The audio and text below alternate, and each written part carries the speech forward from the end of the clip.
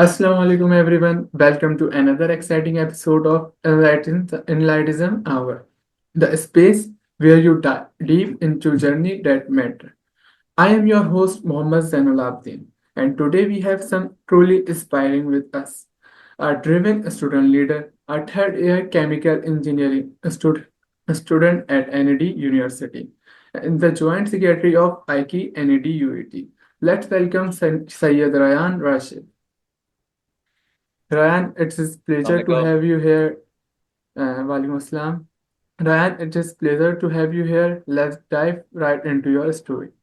We are moving toward our first segment, academic journey and motivation. So I am asking you first question of our podcast. How did you get into NED University? Could you walk us through your entry-test preparation and overall experience? Yes, Ryan. Sure.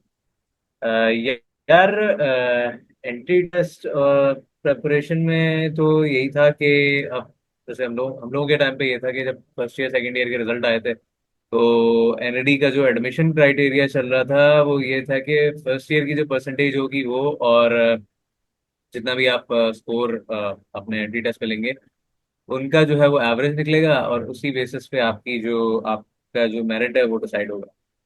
तो यूँ समझ लो कि मेरी first year की percentage और अ, मेरे जो test के मार्क्स हैं उनके एग्रीगेट के बेसिस पे मैं जो हूँ मेरा जो है वो एडमिशन हुआ था। बाकी प्रेपरेशन जो है वो मैंने अनीस हुसैन, एक काफ़ी रिनाउंड इंस्टीट्यूट है वो, उसके बारे में काफ़ी लोगों को पता होगा, तो मैंने वहाँ से की थी।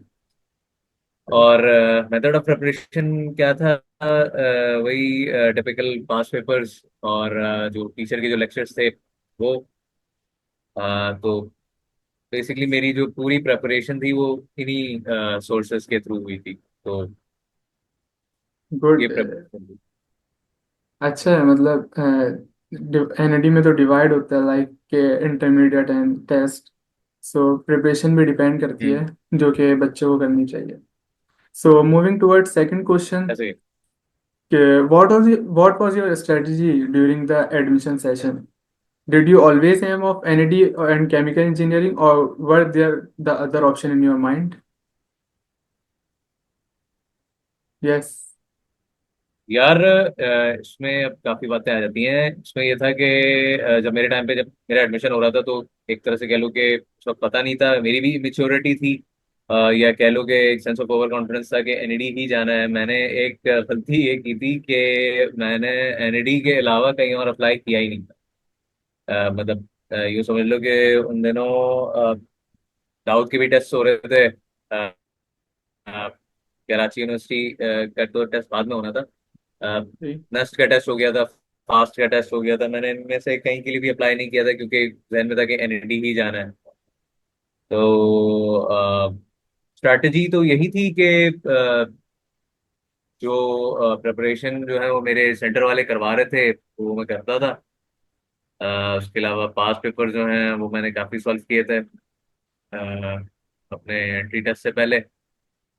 बाकी वही फर्स्ट ईयर सेकंड ईयर की जो पुरानी बुक्स थी फर्स्ट अपना कॉलेज के टाइम की, तो वही देखी थी। एक गलती मुझसे मैं समझता हूँ कि उस टाइम पे ये हुई थी कि मैंने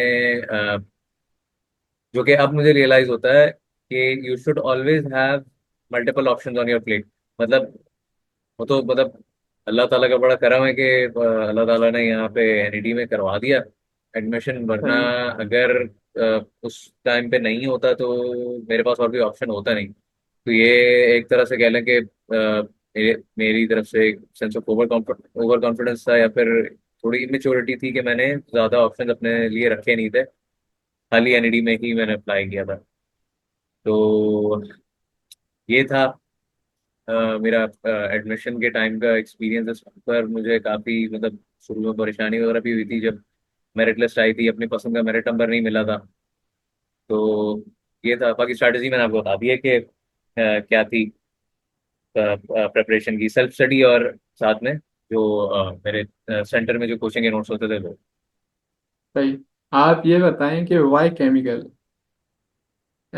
चॉइस या फिर फीट? या। हम्म।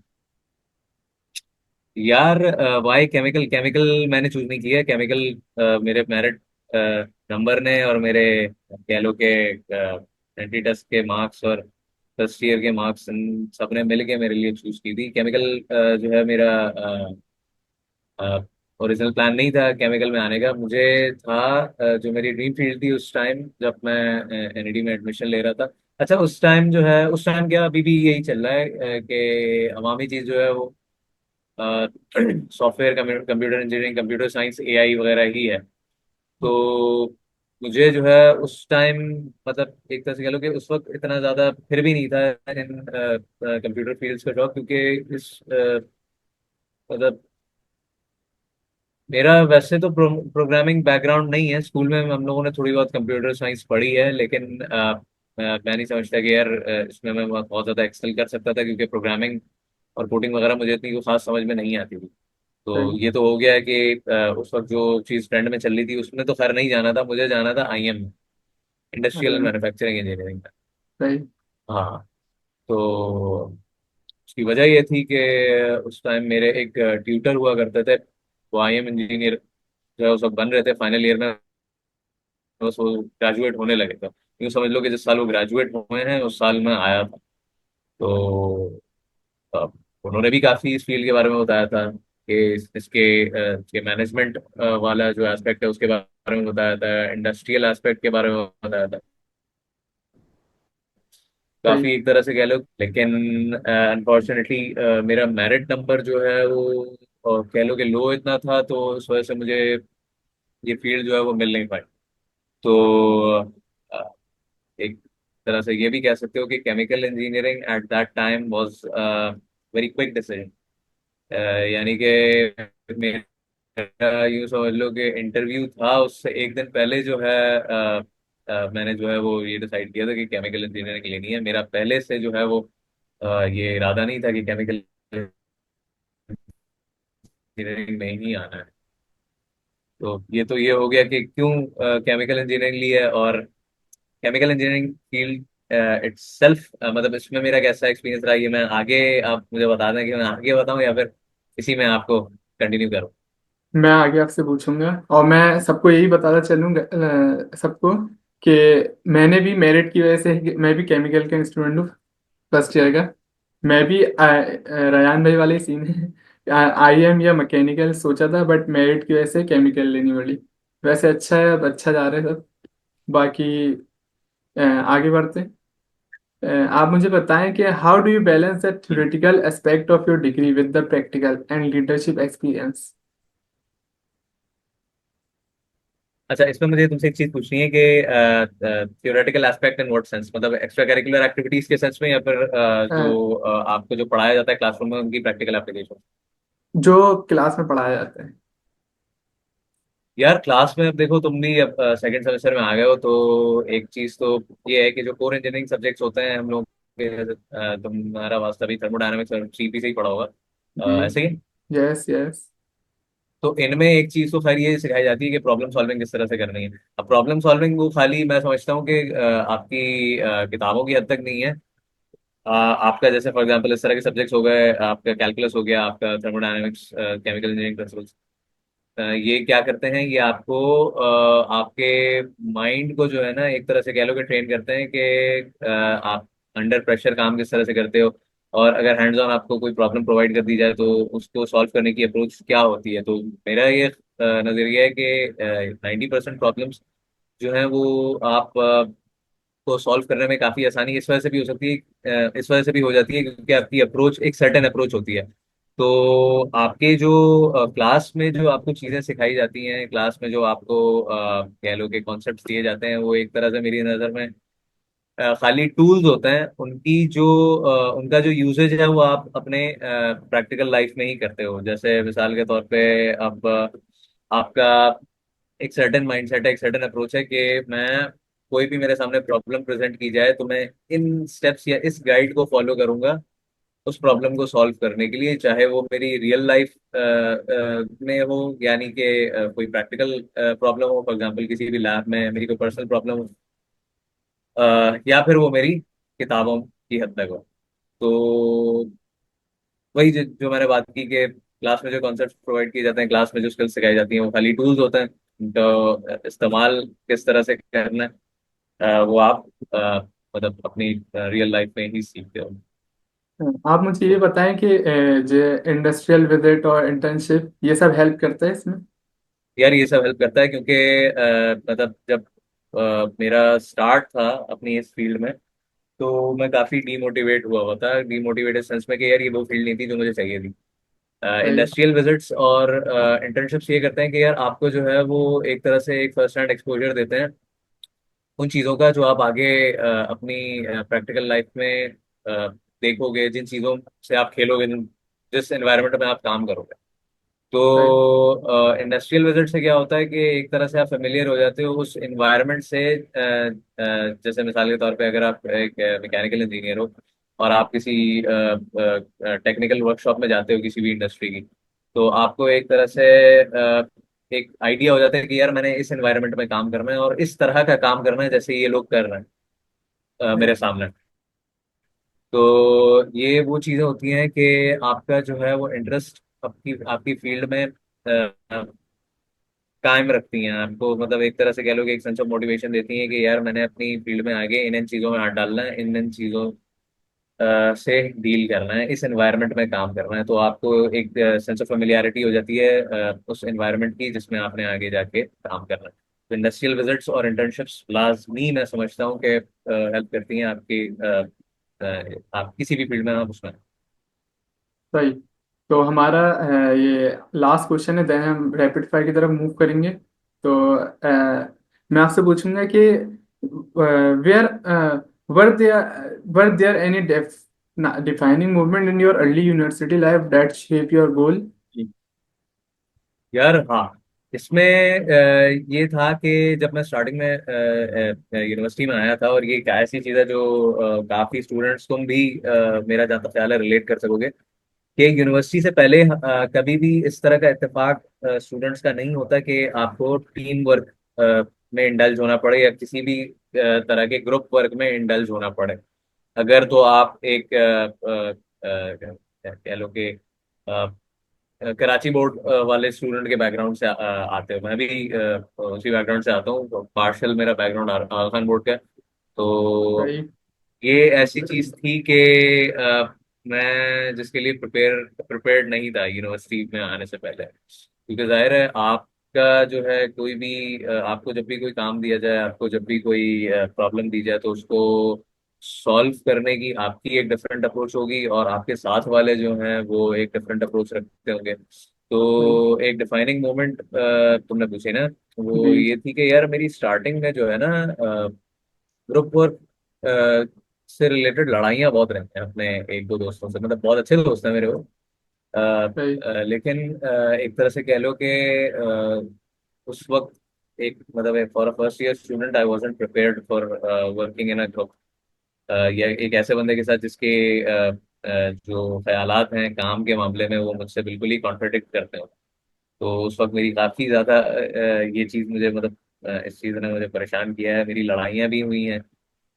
और इस चीज़ ने मैं समझता हूँ काफ़ी हद तक सिखाया भी है कि मतलब ग्रुप डायनामिक्स में किस तरह से चलते हैं और टीम वर्क जो है वो किस तरह से होता है। एक ग्रुप में काम करते हुए आपको किन किन चीज़ों का ख्याल रखना पड़ता है, तो ये एक चीज़ है। वैसे ये तो देखा है, मतलब फर्स्ट ईयर में मैं भी हूँ। तो फर्स्ट ईयर में हम्म, मतलब इतनी किसी से बन नहीं पाती, ग्रुप वगैरह में लड़ाइयाँ वगैरह बहुत होती हैं। लाइक एक प्रॉपर जो ऐसा ही है। ग्रुप होता है ना, वो सेकंड थर्ड ईयर में जाके बनता है। हम्म। चलिए अब हम मूव करते हैं अपने। हाँ क्या हाँ। ये इस वजह से भी है क्योंकि सही। उस वक्त तो आदत हो जाती है काम करने की। हाँ आगे सही। आगे सर। तो हमारा अब रैपिड फायर राउंड शुरू होता है। मैं आपको कुछ ऑप्शन दूंगा, हाँ। दो दो या एक क्वेश्चन पूछूंगा आपको, जल्दी जल्दी आंसर करना है उसको। तो हम्म। स्टार्ट करते हैं। कॉफी और चाय। हम्म। चाय। लैब्स और लेक्चर। लैब्स। फेवरेट आई की memory so far. Favourite I की मेमोरी सो फार बज़मे कैमीज, आप लोगों की हम लोग हर साल जो है वो सही। ऑर्गेनाइज करवाते हैं अपने फर्स्ट सही। ईयर सही। स्टूडेंट्स के लिए। हाँ। तो बज़मे कैमीज 2023 पिछले साल वो सही। सबसे अच्छी मेमोरी रही है मेरी आई। सही। ड्रीम कंपनी और organisation to work with. Any company which does not have a toxic culture and pays really well. भाई, और फेवरेट टीचर।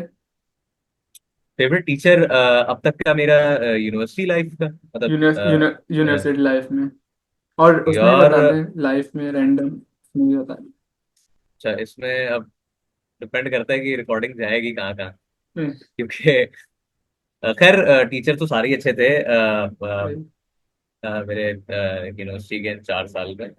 लेकिन एक टीचर जिसका मैं कह लूँ कि सबसे अच्छा एक्सपीरियंस रहा वो थे सर नबील फैयाज। हम लोगों का तुम लोग अभी सेकंड ईयर में ना, जी। तो उसमें तुम लोगों का एक कोर्स होगा BEE। सही। तो उस हम लोगों के टाइम पे वो सर होते थे, सर नबील फयाज, उन्होंने पढ़ाया था BEE। और मतलब टू बी ऑनेस्ट अभी तक का मतलब उनकी तरह का टीचर मैंने नहीं देखा, बड़े जबरदस्त टीचर थे वो। सही तारीफें बात। उनकी करने बैठो तो काफी लंबी हो जाएगी, लेकिन इतना काफी है कि आपने जैसे पूछा ना कि 4 साल के सबसे अब तक के सबसे अच्छा टीचर कौन मिला, तो मैं उन्हीं सही। का नाम लूंगा, सर नबील फयाज। और होल लाइफ में कोई अच्छा टीचर है यूनिवर्सिटी से हट के। यार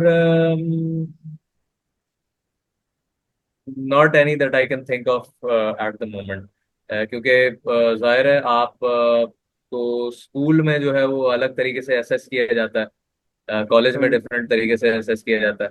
यूनिवर्सिटी में जो है जाहिर है आप अकल रखना शुरू करते हो थोड़ा सा, मतलब आप मेंटली सोशली साउंड हो जाते हो, तो उस वक्त ज़्यादा आपको अंदाजा होता है कि यार कौन सा टीचर आपके लिए, आपकी ग्रोथ के लिए, डेवलपमेंट के लिए अच्छा है, कौन से टीचर से आपको फायदा हो रहा है वाकई में, कौन सा टीचर आपके साथ सिंसेयर है, अपनी जॉब के साथ सिंसेयर है, पढ़ाता अच्छा है। तो मैं यही कहूँगा कि अब तक के जो वही मेरा पहला वाला जो जवाब था, सर सही। नबील फयाज।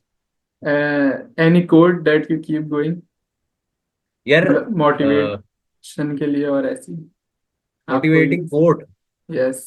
यार कोट तो फिलहाल अभी ध्यान में नहीं आ रहा, सही। एनीथिंग। लेकिन कुछ अदर, कुछ और उसकी जगह। हाँ, I am a firm believer of the, हाँ I am a firm believer of the idea that you are never late, मतलब आप कभी भी लेट नहीं होते। और दूसरी चीज ये कि हर बंदा हर चीज में अच्छा नहीं हो सकता। जैसे शुरू शुरू में इस चीज पर मैंने स्ट्रेस किया है कि यार मार्क्स नहीं आ रहे, या फिर शुरू शुरू में मतलब यूँ समझ लो कि फर्स्ट ईयर तो फर्स्ट ईयर तो बहुत अभी जल्दी का बता रहा हूँ मैं, स्कूल टाइम पे कह लो, कॉलेज में कह लो कि मैं हमेशा से मतलब एक, आई एम नॉट ब्रैगिंग, लेकिन एक बात कर रहा हूँ कि मैं एक ब्राइट स्टूडेंट रहा हूँ। सही है, मतलब सही। टीचर्स जो है वो तारीफ करते थे, मतलब एक फेयरली डिसेंट स्टूडेंट रहा हूँ जो डिसेंट स्कोर कर लेता था, सही है, सही। मार्क्स में। तो यूनिवर्सिटी आकर जाहिर है अब आपके साथ जितने भी सारे बैठे हैं वो A1 वाले ही बैठे हैं, सही। तो कंपटीशन काफी ज्यादा टफ हो गया था, टफ हो जाता है। तो मैं ये समझता हूँ कि खाली पढ़ाई एक चीज नहीं है जो कि आपको बाकी सबसे सेपरेट करती है, CGPA ही जो है नहीं है जो आपको बाकी सबसे सेपरेट करती है। आपकी काफी सारे एस्पेक्ट्स जो हैं वो मैटर करते हैं। और ये चीजें जो हैं ये बातें जो है मैंने मतलब अपने यूनिवर्सिटी के ईयर्स में काफी, मतलब एक तरह से कह लो कि मतलब एक होता है ना कि learn that the hard way सीखी है। सही। तो ये था इन शॉर्ट, मतलब हर बंदा हर चीज में अच्छा नहीं होता। अगर GPA नहीं भी आ रही है तो कोई ऐसी मसले वाली बात नहीं होनी चाहिए। मतलब आपको CGPA पे जाहिर है आप यूनिवर्सिटी आ रहे हो, पढ़ने आ रहे हो, तो फोकस करना चाहिए, लेकिन इसको मतलब अपने सेंटर ऑफ, एक तरह से कह लें कि मतलब ऐसा नहीं बनाना चाहिए कि your whole world revolve around this certain aspect CGPA। आपको बाकी सब चीज़ों में भी इन रहना चाहिए, बाकी सब चीज़ों में भी अपने आप को बेहतर करते रहना चाहिए। सही। मुझे एक क्वेश्चन आ रहा था कि हाँ, आपने एनईडी एक्सप्लोर करने में कितना टाइम लगाया। NIT एक्सप्लोर किस सेंस में? लाइक बहुत सी जगह होती है ना कि पूरी एनईडी आपको पता है कि यहाँ पे ये चीज़ है, यहाँ पे ये चीज़। अभी तक मुझे मतलब इतनी जगहों का नहीं पता, अच्छा। स्पेशली कैंटीन्स हम्म करके क्या होता है वहाँ पे। हम्म यार एनईटी एक्सप्लोर करने में कितना टाइम लगाया। एनईटी मैं जब फर्स्ट ईयर में था तो मेरा काफी आउटगोइंग ग्रुप रहा है, और मतलब हम लोगों का घूमना फिरना अल्हम्दुलिल्लाह मतलब स्टार्टिंग से रहा है। यूनिवर्सिटी में हम लोग सही। ब्रेक्स में जो है वो घूम फिर ही रहे होते थे। तो कह लो कि पूरी एनईटी जो है वो स्कावर करने में हम लोगों ने फर्स्ट सेमेस्टर में हमें हर एक जगह का पता था by the end of first semester. सही। केमिकल डिपार्टमेंट मस्कन से लेके आपका सिविल डिपार्टमेंट मेन गेट तक हम हर जगह जो है वो मार चुके थे। मेरा ऐसा है कि अभी सेकंड सेमेस्टर आ गया और मतलब इतना पता नहीं है। मैं हम्म। यूनिवर्सिटी में टाइम कम दे रहा हूँ या मेरा ही मसला है। मतलब इतना घूमते घूमते हैं नहीं हम लोग, ये यूनिवर्सिटी घर। तो कोई एडवाइस कि घूमना अच्छा। चाहिए या नहीं? हाँ हाँ भाई, घूमना चाहिए। मतलब खाली मैं ये बिल्कुल भी नहीं कहूंगा कि पढ़ाई पढ़ाई पढ़ाई। अपनी मतलब सोशल लाइफ को फ्रेंड्स के साथ लाजमी एंजॉय करो। अगर तो तुम्हें सही। अपने मतलब के फ्रेंड्स मिले, अपने मतलब से मुराद ये कि लोग अपनी, अगर मैं बात करूँ तो मुझे इन 4 साल में यूनिवर्सिटी के बहुत मतलब बेहतरीन लोग मिले। और मतलब काफी हद तक मैं अभी यहाँ जहाँ हूँ वो उन्हीं लोगों की वजह से हूँ, क्योंकि सही। जाहिर है दोस्तों ने काफी हद तक वो मुश्किल वक्तों में सपोर्ट वगैरह किया है। और हमेशा अल्हम्दुलिल्लाह ऐसे दोस्त मिले हैं कि जिनके साथ घूमने फिरने में और यूनिवर्सिटी में यूनिवर्सिटी में ही घूमने फिरने में या बाहर घूमने फिरने में हमेशा मजा आता था। तो कभी भी किसी चीज से मैं ये नहीं समझूंगा कि थर्ड ईयर में आने के बाद ये किसी भी चीज से मिस आउट किया था। तो हमें भी यही एडवाइस है भाई कि लाजमी जो है वो यूनिवर्सिटी में घुमा फिरा करो, अपने फ्रेंड्स, अपना फ्रेंड सर्कल अच्छा बनाओ। फ्रेंड सर्कल में खुद जो है वो सही से चलो, देख के चलो। तो ये चीज, ये मतलब जो है वो इंशाल्लाह आपका हल हो जाएगा। अभी तो खैर सही। सेकंड सेकंड सेमेस्टर है तो, और आपको जी। अभी तो बहुत टाइम है सेकंड। यूनिवर्सिटी घूमने फिरने में, तो बहुत टाइम सही। तो हम मूव करते हैं अपने सेकंड सेगमेंट की तरफ, जिसमें मैं आपसे है। आईकी के रिलेटेड कुछ सवाल पूछूंगा। बिकॉज आपने बहुत टाइम आईकी में दिया है। तो मेरा हम्म। पहला क्वेश्चन यही है कि what does the IChE stand for, and what your role as a joint secretary, क्योंकि आप करंटली ज्वाइंट सेक्रेटरी हैं। तो योर रोल। यार आई की stand for AICHE, stand for American institute for chemical engineers. ये एक अमेरिकन मतलब नेम के पीछे जो है वो हिस्ट्री ये है कि यूनिवर्सिटी ऑफ मिशिगन में जो है वो कुछ स्टूडेंट्स ने 1970s, मेरे ख्याल से डेट मैं छोटी को कर रहा हूँ, 1970s के करीब जो है वो ये सोसाइटी एक इंस्टीट्यूट बनाया था, एक स्टूडेंट चैप्टर जो है वो लॉन्च किया था। तो एक तरह से कह लें कि आईकी जो है वो एक सिंगल प्लेटफॉर्म है for all of the chemical engineers around the world to unite upon. मतलब आप किसी भी इंडस्ट्री में चले जाएं, किसी भी अच्छी कंपनी में चले जाएं, चाहे वो यहाँ हो या बाहर हो, तो कोई भी केमिकल इंजीनियर, आप किसी भी केमिकल इंजीनियर से अगर आपका वास्ता पड़ेगा तो ऐसा हो नहीं सकता कि उसको आईकी के बारे में ना पता हो। मतलब आईकी ऐसी चीज है, सही। एक इंटरनेशनली रिनाउंड स्टूडेंट ऑर्गेनाइजेशन है। सही है। इसका सही। गोल और पर्पस क्या है कि भाई ये केमिकल इंजीनियरिंग में क्या क्या एडवांसमेंट्स आ रही हैं, और क्या क्या चीज़ें अभी चल रही हैं केमिकल फील्ड में। उस हवाले से आईकी से अगर आपकी वाबस्तगी है तो काफ़ी आप एक तरह से कह लो कि आप टू डेटेड रहते हो। दूसरी चीज़ ये कि एक सिंगल प्लेटफॉर्म, जैसे कि मैंने पहले बताया, ये सारे केमिकल इंजीनियर्स को प्रोवाइड कर देता है। एक तरह से कह लो कि कम्युनिटी फॉर्म करवा देता है केमिकल इंजीनियर्स की। तो आईकी का ये मकसद है। बाकी तुमने आगे क्या पूछा था? तो वो आपका रोल ज्वाइंट सेक्रेटरी, आप role as a joint secretary हैं भी आईकी में, तो आपका रोल क्या है? यार एज अ जॉइंट सेक्रेटरी आईकी में कोई स्पेसिफिक रोल नहीं है, लेकिन हम लोग जो हैं वो तुम्हें ये तो पता है ना, जैसे आईकी में डोमेन्स बनी हुई हैं, मार्केटिंग डोमेन हो गई, इवेंट्स जी। जी। डोमेन हो गई, जी। ग्राफिक्स डॉक्यूमेंटेशन वगैरह। तो अब डोमेन्स का तो ये है कि डोमेन्स के स्पेसिफिक डायरेक्टर्स होते हैं जो कि उन्हीं डोमेन्स को जो है वो हैंडल कर रहे होता है। हायर बॉडी में ये होता है, जैसे जॉइंट सेक्रेटरी हो गए हमारे vice president, general director, general secretary, president. इन सब का काम ये होता है कि कलेक्टिवली इन सारी डोमेन्स को एक साथ देखना है। यानी कि अगर स्पेसिफिक मेरी बात करो तो मेरा जो वास्ता पड़ता है वो ज़्यादा प्रमोशन डोमेन से पड़ता है। तो अगर मेरी एक्टिविटीज़ की बात करो आईटी में, तो वो ज़्यादातर प्रमोशन रिलेटेड ही होती हैं। सही। और प्रमोशन ड्राइव्स हम लोग करते हैं। उसके अलावा जितनी भी फॉर्म्स वगैरह होते हैं, गूगल फॉर्म्स वगैरह, बेसिकली हर ही चीज़ में हम लोग जो है वो हर ही डोमेन के जो है हम लोग काम कर रहे होते हैं। हर ही डोमेन की टीम्स के साथ जो है वो सही। हम लोग लग के काम कर रहे होते हैं। तो ये नहीं कह सकते कि कोई स्पेसिफिक रोल है जॉइंट सेक्रेटरी का, जनरल सेक्रेटरी का, जनरल डायरेक्टर का। हायर बॉडी में जितने भी लोग होते हैं वो सारे डोमेन्स एक साथ कलेक्टिवली देख रहे होते हैं, और सारी डोमेन किसी भी इवेंट के दौरान जो है वो टीम्स के साथ मिलके ही काम कर रहे होते हैं। तो ये है मेरा रोल। 2 साल हो गए मुझे आईटी में, तो सही। ये मेरा रोल, हाँ तो जॉइंट सेक्रेटरी का ये रोल सही। होता ये रोल से मुझे लगता है कि आपने एज ए लीडर काम करते हैं, तो मैं आपसे इसी से मिलता हुआ एक सवाल पूछता हूँ कि ऐसा कोई चैलेंज कि आपने फेस करा हो एज अ स्टूडेंट लीडर, और उसको ओवरकम कैसे करा, आईटी में भी या यूनिवर्सिटी लाइफ में? है यार। इत्तेफाक कम ही हुआ है कि मैं मतलब मैंने कोई टीम लीड की हो, यानी कि स्पेसिफिकली मुझे एक टास्क दिया हो कि ये टीम को जो है वो सर्टेन प्रोजेक्ट में लीड करो।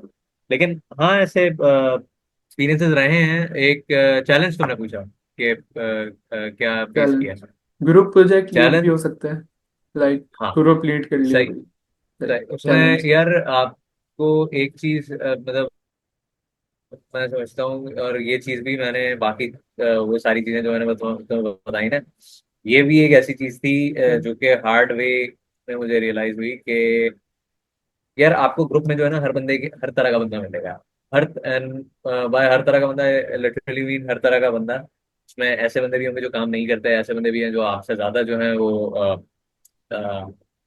सीरियस है काम के मामले में। ऐसे बंदे भी मिलेंगे जो बहुत ज्यादा हाइपर टेंशन लेते हैं। तो आपको हर तरह का बंदा मिलेगा, और हर तरह के बंदे के साथ जो है वो चलना आना चाहिए। प्रॉब्लम ज्यादातर ये आती है कि डिफरेंट माइंडसेट्स की वजह से, और डिफरेंट ओपिनियंस की वजह से, डिफरेंट अप्रोचेस की वजह से जो है वो काफी कॉन्फ्लिक्ट्स आ जाते हैं ग्रुप में, लड़ाइयाँ वगैरह होती हैं। सही। तो एक तरह से जो चैलेंज है ना वो एक लीडर के लिए, किसी भी लीडर के लिए, वो यही आता है कि यार इन कॉन्फ्लिक्ट्स को जो है वो सप्रेस करना, और आपका जो टीम का जो टास्क है उसको किसी तरह से कंप्लीट करना। सही है। सही। तो इसमें काफी चीजें आ जाती हैं कि लड़ाई झगड़ा नहीं करना, लड़ाई झगड़ा रोकना। तो आपके टीम मेंबर्स में अगर इस तरह का मसला हो गया तो ये चीज़ प्रोजेक्ट को अफेक्ट ना करे। तो उनमें जो है वो दोनों में आपस में जो है वो सुलह सफाई वगैरह करवाना। तो ये जो है कोई भी लीडर हो, चाहे वो ग्रुप लीडर हो या फिर कोई भी सोसाइटी का लीडर हो, ये मसले आते हैं, ये चैलेंजेस आते हैं। तो आपको बड़ा ही एक तरह से कह लो कि ध्यान से चलना पड़ता है इन चीज़ों में। हाँ। सही। बाकी हमने ये देखा है कि दूसरे डिपार्ट्स में जो सीनियर्स होते हैं वो जूनियर से कम लिंक करते हैं, तो ऐसा हाँ है कि आप लोग मतलब लिंक रहते हैं, और आपके इवेंट्स वगैरह जो है वो हेल्प करते हैं लिंक रहने में जूनियर और सीनियर्स को? यार, इसका एक तो सवाल ये आ जाता है कि यार तुम्हें क्या लगता है, क्योंकि तुम्हें जो है वो 1 साल होने वाला है उसमें, तो सही। तुम्हें अपने सीनियर जो है अभी तक कैसे लगे। एक चीज ये है। दूसरी चीज ये कि यार अपना अगर मैं बताऊं, जब मैं फर्स्ट सेमेस्टर में जब मैं आया था तो उस वक्त जो है वो फर्स्ट ईयर के साथ जो है वो सीनियर्स की इंगेजमेंट थी, अच्छी खासी थी। मुझे मतलब मैं ये कहूँगा कि अपने इन 4 साल में मुझे सीनियर्स बहुत अच्छे मिले। और जैसे एक होता है ना, एक कॉन्सेप्ट होता है कि यार यूनिवर्सिटी में आते हो तो रैगिंग वगैरह का सीन होता है, और सीनियर्स जो टॉक्सिक सीनियर्स भी होते हैं। तो इस तरह का अल्हम्दुलिल्लाह हम लोगों के साथ नहीं था। हम लोगों को बहुत अच्छे सीनियर्स मिले, गाइड करने वाले, पढ़ाई के मामले में, इंटर्नशिप्स के मामले में, और सही। चीज़ों के मामले में। तो जाहिर है हमें जब खुद हमें ऐसे सीनियर्स मिले हैं तो हम भी, हमारी भी कोशिश यही रही हमेशा से कि अपने जूनियर्स के साथ ज़्यादा से ज़्यादा इंटरेक्ट करें। उसके लिए हम लोगों ने सेशंस भी रखे। सेशन इन द सेंस कि हम लोगों ने एक हर साल तो खैर नहीं, पिछले साल से हम लोगों ने ये चीज़ शुरू की थी कि हम लोग एक इवेंट कराते हैं फ्रेशर फेस्ट के नाम से। इस साल इतना ज़्यादा बहुत ज़्यादा मतलब उसमें एंगेजमेंट नहीं हो पाई, सही। कुछ वजूहत की वजह से। लेकिन ये एक ऐसा इवेंट था जो स्पेसिफिकली हम लोगों ने कराया ही इसी वजह से था, ताकि फ्रेशर्स के साथ जो है वो थोड़ा थोड़ी बॉन्डिंग वगैरह हो सके, थोड़ा उनके बारे में जान सकें, पता चल सके, दोस्तियाँ वगैरह हो सके। Now we are moving toward the third segment, in which I am asking to the Ryan questions related to industry relevance, internship, and future vision. So my first question with you, Ryan, is in what way do you think the chemical engineering field is evolving, especially in Pakistan? मुझे बताएं कि scope कितना रहा है field का और बाकी चीजें। ये पूछ रहे हो कि पाकिस्तान में स्कोप क्या है जी। Chemical engineering. स्कोप और यार इवॉल्वेशन यानी क्या डेवलपमेंट आई है और ये। समझ गया। यार केमिकल इंजीनियरिंग में जाहिर है अभी मैं फील्ड में आया नहीं हूँ, इस वजह से मैं एज अ स्टूडेंट ही बता सकता हूँ। तुम अभी तो फर्स्ट ईयर है ना, आगे अपने थर्ड सेमेस्टर में या फोर्थ सेमेस्टर में एक वर्ड तुम बहुत ज्यादा सुनोगे, एनवायरनमेंट एंड सस्टेनेबिलिटी। तो सही। अब एनवायरनमेंट एंड सस्टेनेबिलिटी का बेसिकली मतलब ये है कि ऐसी इंजीनियरिंग प्रैक्टिसेस को जो है वो अडॉप्ट करना कि जिससे इन्वायरमेंट का जो है वो कम से कम जो है वो नुकसान हो। ग्रीन सॉल्यूशंस का तुम नाम सुनोगे, उसके अलावा जो है वो कह लो कि अ, हाँ, that pretty much sums it. कि एनवायरमेंट एंड सस्टेनेबिलिटी में आपको ये आ जाता है कि इंजीनियरिंग प्रैक्टिसेस को अप्लाई करते हुए इंडस्ट्री में ऐसे या तो ऐसे अप्लाई करना कि उससे एनवायरनमेंट का कम से कम नुकसान हो। तो इस चीज में जो है वो ये चीज वैसे तो बाहर ममालिक में फॉलो की जाती है, लेकिन पाकिस्तान में इसका अभी पिछले कह लो कि कुछ डेकेड्स तक रुझान नहीं था। अब जो है वो एनवायरनमेंट एंड सस्टेनेबिलिटी पे काफी ज्यादा जो है वो फोकस किया जाता है, काफी ज्यादा जो है वो इस पे नजरसानी की है। सही। अ, इसकी मिसाल ऐसे मैं तुम्हें दे सकता हूँ कि ईटीपी एक चीज होती है, तुम्हें तो फिलहाल मेरे ख्याल से अभी शायद नहीं पता हो। ईटीपी होता है एफ्लुएंट ट्रीटमेंट प्लांट। ये इंडस्ट्रीज के अंदर लगा हुआ होता है, जो वेस्ट वाटर होती है, वेस्ट वाटर होता है ना इंडस्ट्रीज का, उनको प्योरीफाई करता है। जैसे कुछ सही। इंडस्ट्रीज, कुछ टेक्सटाइल इंडस्ट्रीज तो ये करती है ना कि उनका अपना जो वेस्ट वाटर है वो कहीं किसी भी रिवर या लेक में डंप कर दें। सही। ईटीपी होने से ये होता है कि वो वाटर जो है वो प्योरीफाई हो जाता है और रिसाइकल हो जाता है वापस से फैक्ट्री में या इंडस्ट्री में। सही है। तो ये एक ऐसी चीज है जो कि पाकिस्तान में अभी बहुत ज्यादा रैपिडली आ रही है। इसका रुझान बहुत ज्यादा बढ़ रहा है, बहुत ज्यादा इस पर सस्ती होने लगी है इंडस्ट्रीज पर कि आप जो है वो ईटीपी प्लांट जो है वो अपना एक अपनी फैक्ट्री में या फिर अपनी जो भी आपकी फैसिलिटी जो रन कर रही है उसमें आप लगाएं। मेरा जो फाइनल ईयर प्रोजेक्ट है इनफैक्ट वो इसी चीज पर कि आप प्लांट बेड्स को इस्तेमाल करते हुए वेस्ट वाटर को ट्रीट करें। तो बताने का मकसद ये है कि ये एक ऐसी चीज़ है जो बहुत ज़्यादा जो है वो जिस चीज़ का रुझान अभी पिछले दिनों या कह लो कि पिछले डेकेड देखा गया है। इन्वायरमेंट एंड सस्टेनेबिलिटी में सस्टेनेबिलिटी एस्पेक्ट में पाकिस्तान जो है वो काफ़ी ज़्यादा आगे आ रहा सही। ये अभी देख रहे हैं कि रिसेंटली लोग क्लाइमेट है। एक्शन ग्रीन जॉब पे ना ज्यादा वर्क कर रहे हैं। ऐसा लाइस ही है। वो एग्रीमेंट जो हुआ था 2015 में, एसडीजीज जो बने थे 17, हम्म। हम्म। क्लाइमेट एक्शन और ये सारे, तो हम्म। कंट्रीज वर्क कर रही हैं इस पे और ये नजर भी आ रहा है। ऐसा ही है। सही। और जैसा आपने बताया कि फाइनल ईयर प्रोजेक्ट भी है आपका, तो अच्छा ही हेल्प करेगा। बाकी मैं आगे बढ़ता ऐसा ही है। हूँ अपने सेकंड क्वेश्चन पे कि अच्छा। are any areas within chemical engineering you particularly passionate about, like sustainability, energy, process design? कोई पर्टिकुलर एक एरिया जहाँ जो आपको ज्यादा पसंद हो, लाइक। यार एक एरिया जो मैं समझता, अब इसमें भी प्रेफरेंस की बात होती है क्योंकि ज्यादातर जो केमिकल इंजीनियर्स हैं, ज्यादातर जो केमिकल इंजीनियरिंग की एसेंस है वो है प्लांट में। सही है। एक सही। प्लांट इंजीनियर जो है वो एक सही मायनों में केमिकल इंजीनियर कहलाता है, क्योंकि वो जाहिर है प्रोसेस को रन कर रहा होता है, उसके सारे पैरामीटर्स को फर्स्ट हैंड देख रहा होता है, विटनेस कर रहा सही। होता है। सही। तो एक एक मतलब अगर तुमने किसी और स्टूडेंट से ये पूछा होता तो हो सकता है शायद तुम्हें यही जवाब मिलता कि यार मुझे जो है वो प्रोसेसिंग साइड पे या ऑपरेशन साइड पे ज्यादा शौक है, क्योंकि यहाँ ये वो जगह हैं, ये वो एरियाज हैं जहाँ पर केमिकल इंजीनियर का एक तरह से कह लो कि डायरेक्ट काम पड़ता है। और एक केमिकल इंजीनियर सही मायनों में वही होता है जो इन चीजों में जाए। और एक आपका सबसे ज्यादा जो लर्निंग एक्सपीरियंस होता है वो होता भी इन्हीं जगहों पे, ऑपरेशन साइड पे, प्रोसेस साइड में। पर्सनली अगर मैं बात करूं, मुझे हेल्थ एंड सेफ्टी अभी पिछले दिनों उस पे हम लोगों की वर्कशॉप भी हम्म। हुई है।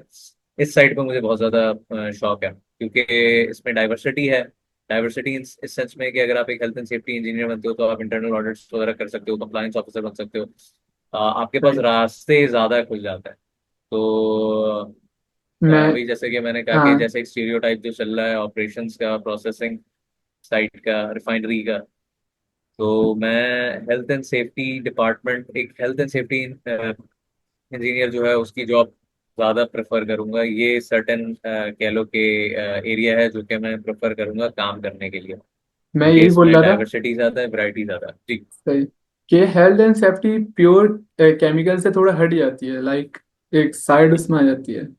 बट यार हाँ। वाइड फील्ड है। हाँ। वाइड यार देखो, फील्ड है, हाँ। प्योर केमिकल इंजीनियरिंग से बिल्कुल हट जाती है ये। और ये चीज आपके मतलब पर्सपेक्टिव पे भी डिपेंड करती है। जैसे कि मैंने कहा कि अगर ये सवाल तुमने किसी और सीनियर से अपने पूछा होता तो हो सही। सकता है तुम्हें ये जवाब ना मिलता। सही। ज्यादातर जो है वो यही कहते हैं कि यार हमें प्लांट साइड पे जाना है, हमें जो है वो प्रोसेसिंग साइड पे जाना है, विच इज कम्प्लीटली अंडरस्टैंडेबल, क्योंकि जाहिर है आप केमिकल इंजीनियरिंग कर रहे हैं तो eventually you will want to make the most out of it.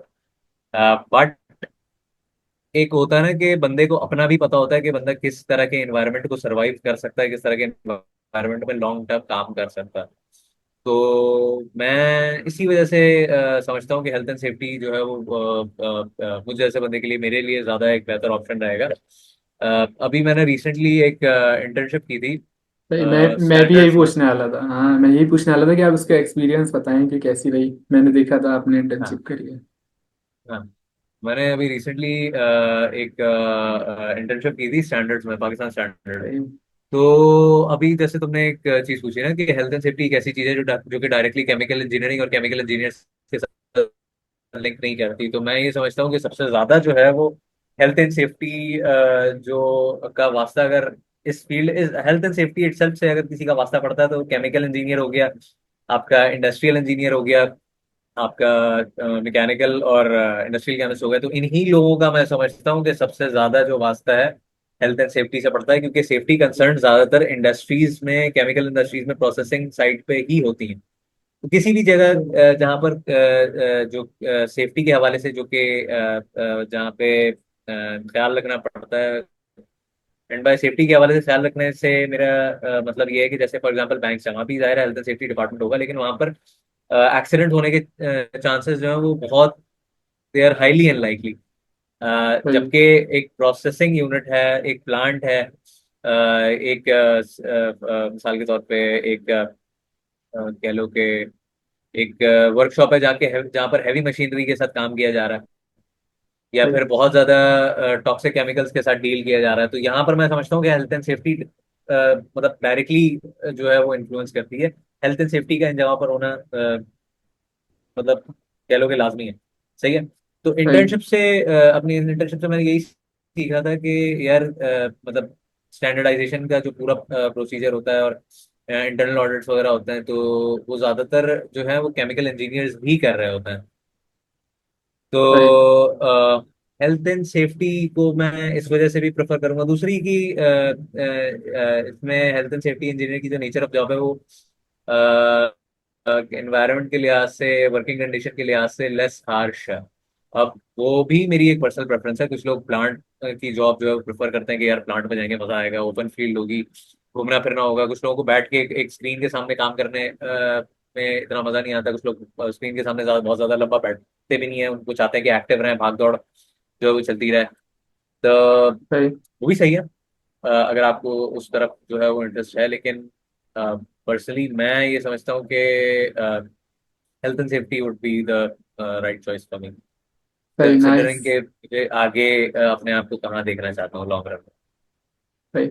इसी से मैं एक सवाल पूछता हूँ आपसे कि आफ्टर ग्रेजुएशन आपको एकेडमिक चूज करेंगे, इंडस्ट्री या कोई बिजनेस वगैरह, लाइक? यार बिजनेस तो खैर नहीं, मास्टर्स तो करना है। Most probably I pursue an सही। MBA degree after my bachelors.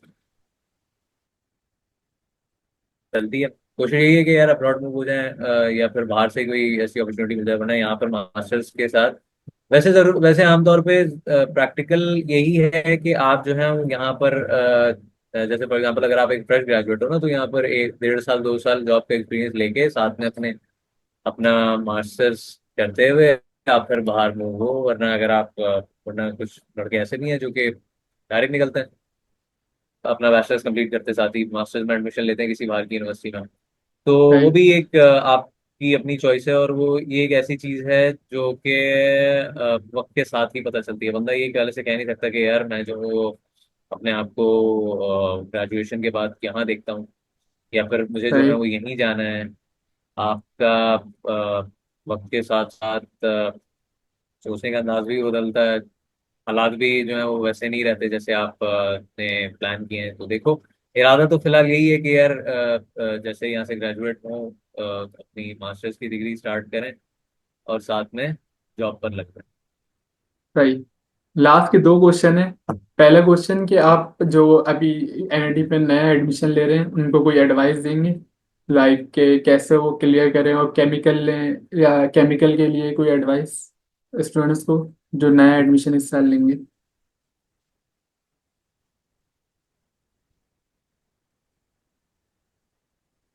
तो इस साल नए आएंगे केमिकल इंजीनियरिंग में। जी, एडमिशन लेंगे जी। हेलो, आवाज आ रही है मेरी? जी। यार जी। उसका ये है, एडवाइस क्या करूंगा मैं? एडवाइस यही करूंगा कि यार मैं देखो, आमतौर पे तो केमिकल इंजीनियरिंग में जो स्टूडेंट्स आते हैं ना, वो बड़े ही डिमोटिवेट होके आते हैं, क्योंकि केमिकल इंजीनियरिंग साफ बात है किसी की फर्स्ट प्रायोरिटी पहली प्रेफरेंस नहीं होती। इंटरव्यू के टाइम पे बहुत कम ऐसे लोग मैंने देखे हैं जिनकी मतलब पहली प्रेफरेंस जो है वो केमिकल इंजीनियरिंग ही थी और उनको ये फील्ड मिल गई। लेकिन आमतौर पे जो है वो मेरिट की वजह से, अपने मेरिट नंबर की वजह से आते हैं। उनको बाद में पता, जैसे मैं मतलब उन लोगों में से हूँ जिनको बाद में पता चला फील्ड में आके कि यार ये कितनी अच्छी, कितनी डाइवर्स फील्ड है, कितने ज्यादा ऑप्शंस होंगे, कितनी लेस सैचुरेशन है। तो सही। उन स्टूडेंट्स को मैं ये एडवाइस करूंगा कि यार अगर आपको सीनियर इस तरह के मिले हैं ना, कि जो आपको अच्छे से गाइड करें, आपको प्रॉपर बैठा के समझाएं, आपके साथ इंटरेक्ट करें, आपको जो है फील्ड के हवाले से बताएं, तो आते ही साथ जो है ना अपना सीनियर्स के साथ इंटरेक्शन जो है वो टाइम कर लेना चाहिए। इससे ये होता है कि अगर आपको फील्ड में इंटरेस्ट नहीं भी है, तो आपको जो है वो ऐसी चीजें पता चलती हैं जो कि आपको टीचर्स आमतौर पे शायद ना बताएं, क्योंकि जाहिर है टीचर्स और स्टूडेंट्स के बीच में एक फॉर्मेलिटी का बैरियर आ जाता है। बहुत से टीचर्स होते हैं जो बताते भी हैं, दोस्तों की तरह बताते हैं। कितने सही। ऐसे हैं जिनके मैं अभी नाम ले लूं जो स्टूडेंट को जो है वो बहुत अच्छा ट्रीट करते हैं, बहुत अच्छा गाइड करते हैं। लेकिन फिर भी एक सेंस ऑफ हेजिटेशन होती है टीचर से, क्योंकि वही बात है, वो बैरियर तो फिर भी प्रेजेंट है। सीनियर्स के साथ मैं समझता हूँ कि ये चीज़ थोड़ी कम होती है। ये मैं अपना एक्सपीरियंस बता रहा हूँ क्योंकि मुझे इस तरह के सीनियर्स मिले हैं। तो सही। कोशिश यही है कि हम भी इस तरह के बने, और आने वालों के लिए भी यही एडवाइस है कि सीनियर्स के साथ जो है अपना इंटरेक्शन जो है ज़्यादा से ज़्यादा रखो। इससे काफ़ी ज़्यादा फवायद होता है। आगे आपको पढ़ाई वगैरह के सेंस में नहीं भी तो काफ़ी चीज़ों के बारे में आपको अर्ली ऑन पता चल जाता है। जाहिर है हम लोगों ने जो मिस्टेक्स की हैं वो अगर हम आपको बताएं तो आप उसमें जो है उस एरिया में फिर ख्याल रखोगे। सही। तो यही है कि नए आने वालों के लिए, कि जो बहुत ज़्यादा डिमोटिवेटेड हैं, जो फील्ड हो, तो सीनियर्स के साथ जो है वो अपना ताल्लुक जो है वो कायम रखें। बाकी एक्स्ट्रा करिकुलर एक्टिविटीज में ज़्यादा से ज़्यादा पार्ट लें। आईकी की अगर मैं दो मिसाल दूँ, तो मैंने फर्स्ट ईयर में आईकी ज्वाइन नहीं की थी, मैंने सेकंड ईयर में की थी। मुझे सही। 2 साल होने वाले हैं। बहुत से ऐसे मेरे दोस्त हैं जो मुझसे पुराने हैं, आईकी के फर्स्ट ईयर से, फर्स्ट सेमेस्टर से जो है वो काम कर रहे हैं। तो ये एक मुझे चीज़ होती है कि यार और मैनेज हो जाता है। सही है, ऐसी बात नहीं है कि मैनेज नहीं होता, बस वो आपके तरीके पे, आपके ऊपर है कि आप किस तरीके से मैनेज करते हो। फर्स्ट ईयर में बहुत से बच्चे इस वजह से भी जो है मुझ एक्स्ट्रा करिकुलर एक्टिविटीज और सोसाइटी ज्वाइन नहीं करते, क्योंकि उनको तरीका पता नहीं होता, उनको पढ़ाई की नौयत का पता नहीं होता कि यार किस तरह की होगी, हम मैनेज कर पाएंगे या नहीं। लेकिन सही। आमतौर पे सेकंड ईयर में एक सेंस ऑफ सिक्योरिटी आ जाती है कि हाँ हम लोग दोनों चीजें एक साथ लेके चल सकते हैं। अ, ये चीज है। उसके अलावा और क्या मैं सही। क्या बताऊं? अब हम उसके एंड की। अलावा यार ये है हाँ। कि यार हम लोग जिस तरह के हैं, वो हम लोग तो सही सही। सॉरी। नहीं, आप बताएं। हाँ हाँ, हम लोग जिस तरह के हम लोग तो यही हम लोग का तो यही होता है कि यार जूनियर से ज्यादा ज्यादा इंटरेक्शन है, और कहीं पे हम काम अगर आ सकते हैं तो आए। इसके लिए हम लोगों ने काफी इनिशिएटिव्स किए हैं। फर्स्ट ईयर के साथ इंटरेक्शन के लिए हम लोगों ने काफी इवेंट्स ऐसे किए हैं। पिछले दिनों भी हमने एक ऐसा इवेंट किया था। बाकी हेल्प डेस्क बनाई हुई है। तो कहने का मकसद ये है कि we are always open to help anyone who needs it. तो ये है। हाँ, मैं अब बताओ। एंड की तरफ मूव करते हुए मैं आपसे लास्ट क्वेश्चन पूछूंगा कि जो फर्स्ट सेकंड ईयर स्टूडेंट है, आप उसको क्या एडवाइस देंगे कि वो बियॉन्ड अपने एकेडमिक्स अपने आप को स्किलफुल कर सके और इम्प्रूव कर सके अपने आप में। यार इसका जवाब भी वही है कि एक्स्ट्रा करिकुलर एक्टिविटीज में ज्यादा से ज्यादा पार्ट लो। ये इतनी ज्यादा तुम्हें काम आएंगी आगे कि इसकी तुम्हारी सोच नहीं है। सही। अ, काफी चीजें जो है वो अब जाहिर है कोई भी अगर आप स्पेसिफिक अपनी सोसाइटी की बात नहीं करूंगा, कोई भी अगर आप एक स्टूडेंट रन ऑर्गेनाइजेशन में काम करते हो तो बेशक इनफॉर्मली सही, लेकिन आपको एक ऑर्गेनाइजेशन में काम करने का तरीका आ जाता है। क्या क्या फॉर्मेलिटीज होती हैं आपके जो सोसाइटी एडवाइजर से जब आप डील करते हो, फैकल्टी मेंबर से जब आप एक as a society member deal करते हो, तो काफी चीजें आपको सीखने को मिलती हैं। बात करने का अंदाज आपका सही हो जाता है, काफी चीजों में आपके अंदर कॉन्फिडेंस आ जाता है। तो सही। Apart from academia, first year second year students को मैं यही एडवाइस दूंगा कि ज़्यादा से ज़्यादा जो है वो एक्स्ट्रा करिकुलर एक्टिविटीज में पार्ट लो। और हाँ, दूसरी चीज़ ये कि ज़्यादा से ज़्यादा सर्टिफिकेशन जो है वो गेन करने की कोशिश करो। जितनी ज़्यादा सर्टिफिकेशन आपके पास होंगी, उतनी ज़्यादा आप स्टैंड आउट करोगे अपने बाकी जो है वो कॉम्पिटिशन से। क्योंकि जाहिर है at the end of the day we are all competing against each other. तो फाइनल ईयर तक जो है आपको ऐसी चीजें अपने पोर्टफोलियो में, अपने प्लेट में चाहिए होंगी जो कि आपको बाकी स्टूडेंट से डिफरेंशिएट कर सकें। अब वो जीपीए भी हो सकती है, वो नंबर ऑफ सर्टिफिकेशंस भी हो सकती हैं, स्किल्स भी हो सकती हैं, सही। बहुत सी चीजें हो सकती हैं। तो ये मैं एडवाइस करूंगा कि एकेडमी से हट के इन चीजों पे फोकस करना चाहिए। सही। We are at the end. So, Ryan, it's been an absolute pleasure having you on the show. Your journey, insight, and leadership are truly inspiring. To our audience, thank you for tuning into the Enlightism Hour. Don't forget to share the episode with your peers, especially those planning to future in STEM. This is Mohammad Zainul Abdin signing off until next time. Stay curious, stay committed, and of course, stay enlightened. Allah Hafiz. Thank you for having Thank me. you. Thank you.